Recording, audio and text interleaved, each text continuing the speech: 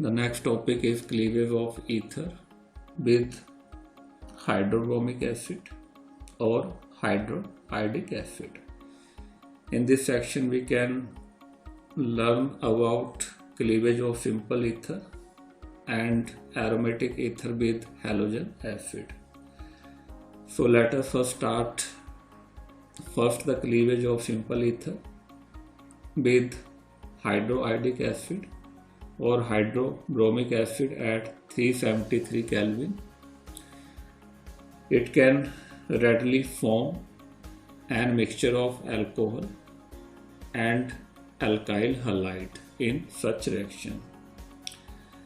So in this case, ether that is subjected to reaction with halogen acid at 373 Kelvin, it will furnish alcohol and alkyl halide, where X is either bromide or either iodide. So let us consider example of this reaction. In this case, a symmetrical ether is subjected to reaction with hydroiodic acid at 373 Kelvin.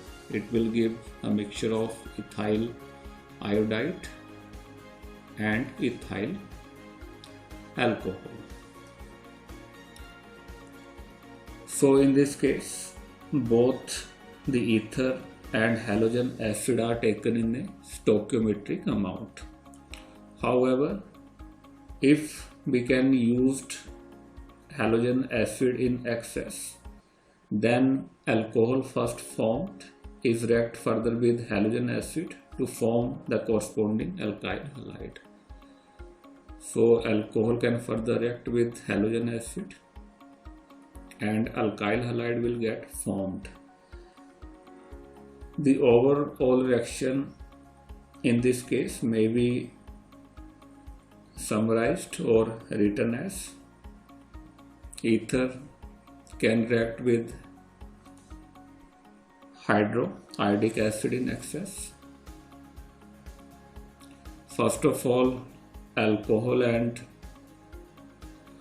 alkyl iodide will get formed, and the alcohol that can further act with hydroiodic acid and it will give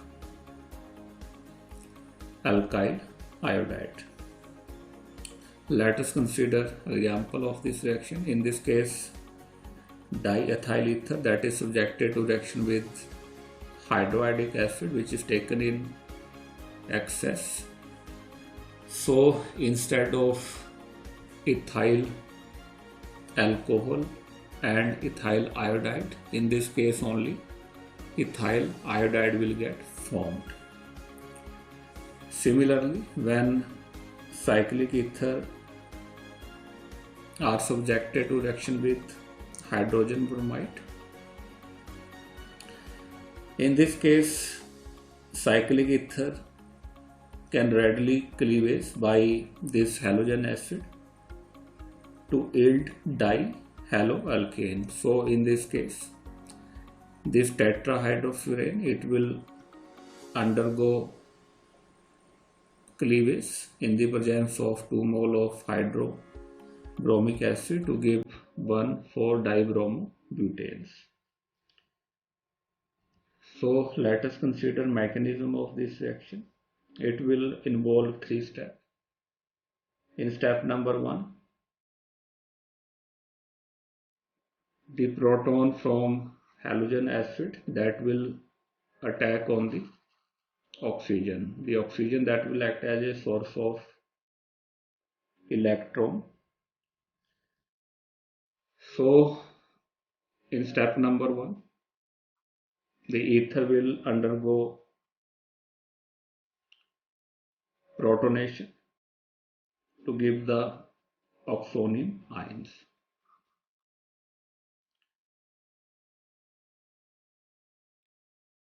Then in step number 2, the iodide ion, which will act as a good nucleophile, and due to steric hindrance, it will attack on the smaller alkyl group.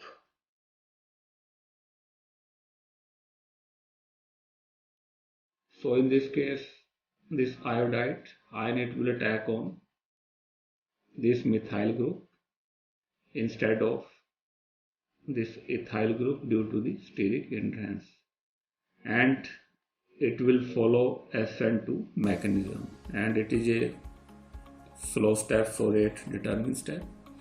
So first of all, this transition state will get formed, and it will having a partial bond between methyl and iodide,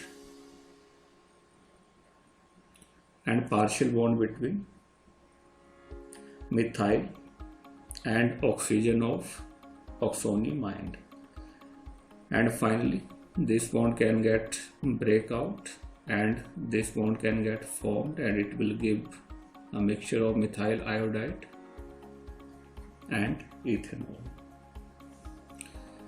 Then step number third. This step number third is involved when we can use halogen acid in excess. So in this case, the alcohol which is formed in step number 2, it is attacked by the halogen acid. This proton, it will attack on the electron rich center, which is the oxygen, and undergo protonations. So first of all, this protonated alcohol will get formed. Then in the next step, this nucleophile, it will attack on this carbon, and same time it will lose this water molecule, and again it will follow SN2 mechanism. So finally ethyl iodide will get formed. So it is all about the mechanism of the halogen acid on the ethers. Then reactivity of halogen acid. The order of reactivity of halogen acid follow this sequence. The reactivity of hydroiodic acid, that is higher as comparison to hydrobromic acid, and the hydrochloric acid, that will having the least reactivity. The reason for higher reactivity of hydrogen iodic acid is that in this reaction it will involve the cleavage of the ether by halogen acid, and the nucleophilic attack by the halogen halide ion on the protonated ether molecule, and obviously if greater the nucleophilicity of the halide ion, then more is the reactivity of the halogen acid. And since the nucleophilicity of the halide ion, that will follow this order, the iodide ion, that will having the higher nucleophilicity as comparison to the bromide ion, and chloride ion, that will having the least nucleophilicity, which means the iodide ion, that will formed fast from their respective halogen acid as comparison to the bromide ion and chloride ions. So the reactivity of halogen acid, that will follow this sequence. Next is site of cleavage. In case of unsymmetrical ether, which will having two different alkyl group, in this case the formation of alcohol and alkyl halide depend on the nature of the alkyl group. So in this case, the formation of product is more complicated as comparison to the symmetrical ether. So let us see it. So first of all, the protonation of ether will take place. In this case, this proton that will attack on the electron rich center, that is the oxygen. So first of all, this protonated ether will get formed. Now in the next step,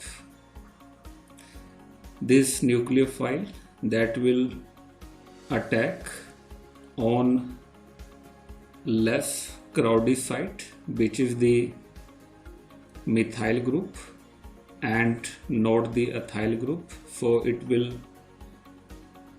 give methyl iodide and isopropyl alcohol.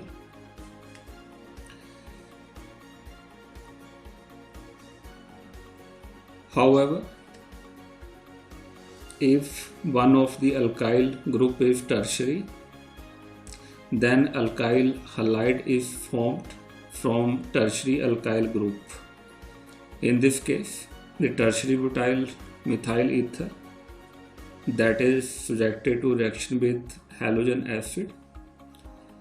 So instead of methyl iodide, it will give tertiary butyl iodide and methyl alcohol.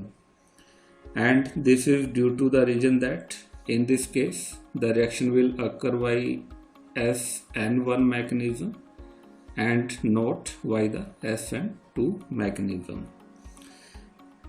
And in this case, the formation of product is controlled by the stability of the carbocation, which will result from the cleavage of carbon-oxygen bond in the protonated ether. So let us consider it in detail. So tertiary butyl methyl ether that is subjected to reaction with halogen acid. So first of all, the protonation will occur and it will give oxonium ion. And in the next step, the cleavage of this carbon and oxygen will occur, and it is the flow step, so rate determine step. And first of all, this tertiary butyl carbocation will get formed along with methanol. So this tertiary carbocation, it is more stable as comparison to the methyl carbocation. And finally, the nucleophile that will get attacked on this carbocation, and it is the first step. Finally, tertiary butyl iodide will get formed.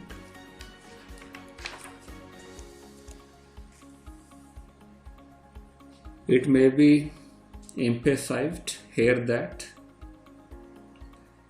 the high polarity of the solvent present in concentrated hydrogen iodic acid has favored SN1 mechanism. However, if the cleavage of tertiary butyl ether is carried out with anhydrous hydrogen iodide and in the presence of low polar solvents such as ether, then instead of SN1 mechanism, this reaction will favor SN2 mechanism.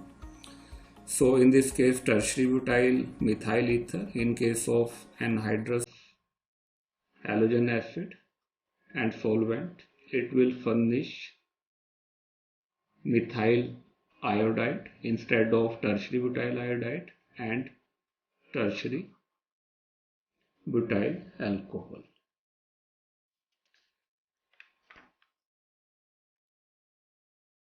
Then next is cleavage of alkyl aryl ethers. In this case, alkyl aryl ether is subjected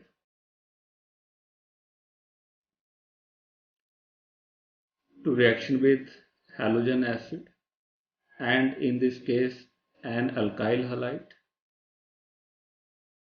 along with phenol will get formed and never an aryl halide and alcohol will get formed.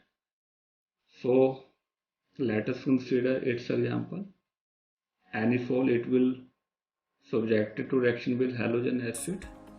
So in this case, this carbon and oxygen bond undergo cleavage and it will furnish and phenol and methyl iodide. And the second expected product, which is due to if the cleavage of this bond will occur between oxygen and ring of the carbon, that is the formation of iodobenzene and methyl alcohol, that will not occur. The reason for it is due to that protonation of anisole gives methyl phenyl oxonium ion. In this ion, the bond between oxygen and methyl is weaker than bond between oxygen and carbon of the ring, which has a partial double bond character. This is due to the resonance between lone pair of electron on oxygen atom and the sp2 hybridized carbon atom of the phenyl group. Therefore, attack by iodide ion exclusively break the weaker oxygen methyl bond, forming methyl iodide and phenol as the final product. Similarly, next is cleavage of benzyl alkyl ether. In this case, benzyl alkyl ether containing a primary alkyl group such as benzyl methyl ether, it will undergo reaction by SN1 mechanism. Since in this case benzyl carbocation will get formed, which is more stable than methyl carbocation, and due to which the cleavage of carbon oxygen bond gives methyl alcohol and benzyl carbocation. This carbocation then react with iodide ion to form benzyl iodide. So let us consider this reaction.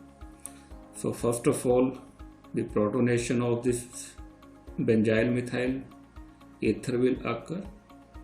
This proton will attack on oxygen, which is the electron rich center.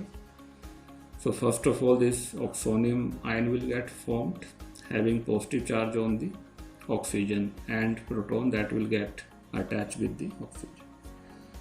Then instead of this carbon oxygen bond, this carbon oxygen will get breakdown and it will furnish this more stable benzyl carbocation, which will stabilized by the resonance. So it will give methanol and this more stable benzyl carbocation, and it is a slow step, so rate determined step. Then finally the iodide ion that will act as a nucleophile. It will attack on the carbon of the benzyl carbocation and furnish benzyl iodide. So in this case these two product is dominating. So it is all about the cleavage of the simple ether and aromatic ether with halogen acids.